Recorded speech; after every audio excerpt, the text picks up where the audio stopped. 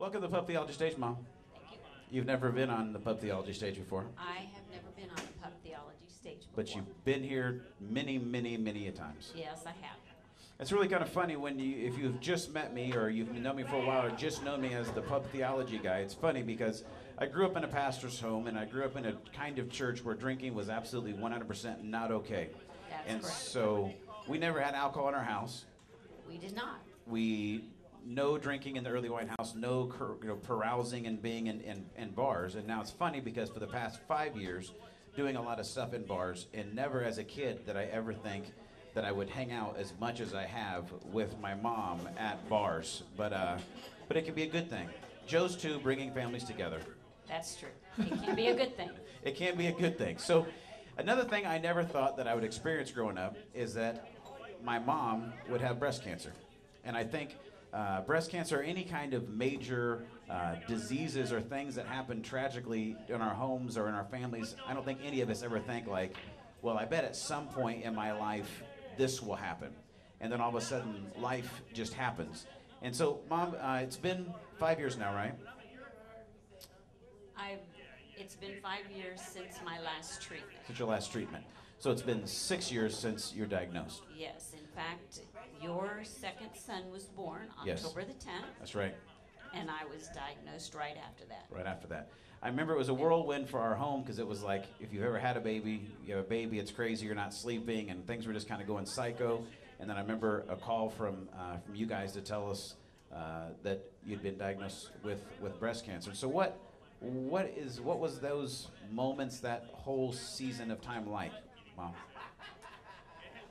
Well, in the beginning, it was, like you said, something that you just don't expect to happen. And when I was first diagnosed, you're just sort of in a state of, well, I guess this is really happening. And in the beginning, I was in a lot of anguish. Yeah. But at the same time, I'm a Christian and I trust God with my life. And so I began to talk to him and try to understand that this is what life has brought me now. And God's going to be with me and I'll get through it one way or another. But at the beginning, I think the hardest times were at night, because when you're first diagnosed, you don't know everything about what's going on. They just tell you you have cancer. And so then you have to wait, you have to have more tests. And so I had an MRI to find out if there was cancer anywhere else. And there wasn't, so that was good news. And so I felt better about that. But then you have to have another surgery and find out if there's any cancer in your lymph nodes that are coming from the tumor. And so I think that was the scariest part for me, because I have a cousin that also had breast cancer, and she died probably, I don't know, a couple of 2 or 3 years before I was diagnosed. So this was the scariest part for me. Yeah.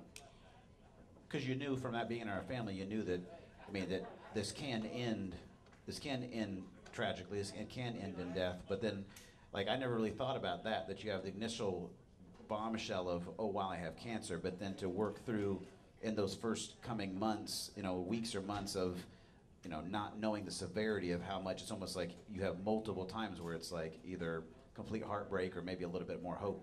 Yeah, you have several weeks there where you're just not really sure what's going to go on and whether you really have any hope. Yeah. And so that was the time when I was waiting for the results from that surgery. And I thought about the song that Aaron sang tonight. It really brought back memories of that time, because at night it's like everybody's asleep and it's just you and just God. Right. And so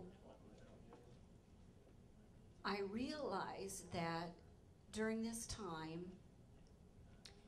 it really was true. I was really facing the time in my life where you can have anything else in this world, but the thing that really matters to me right now is Jesus. Because I might find out tomorrow that I don't have long to live. So, I don't know, I hate to be so sad because it was a scary time then, but my lymph nodes were clear, and I went through 8 months of cancer treatment. I had a couple of surgeries and some radiation. And 5 years ago, on August the 6th, my birthday, I had my very last radiation treatment, and now I've been cancer-free for 5 years. That's right. Very cool. I know that whole time was kind of, surreal. I can remember coming and picking you up from different radiation treatments and stuff. And for me, it seems like such a blur. And having, we had Ty, and we're dealing with the baby, and it was just the whole year was just kind of craziness. But you talked about at night having that hope. But as it was going on, did you feel like as you went through it that you felt like as things got better and better, you progressively had more hope, or is it times when you kind of had setbacks, or is it just kind of a progressive thing through that year, or how did it kind of progress for you emotionally and like hope-wise as you went through that year? Well, I would say it did progress with more hope. Once you got through the initial testing and realized that at least for now you knew the cancer hadn't spread, and through the treatments, they were, getting things under control, and hopefully once you had the surgery, that was kind of the final,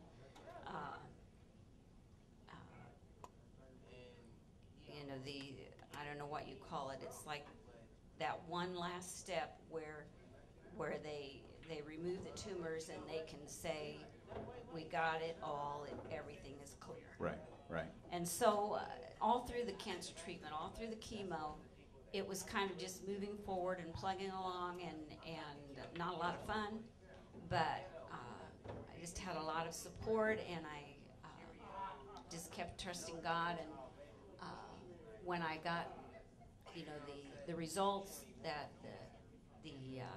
all the margins were clear and the cancer was gone, it was a great moment. Yeah.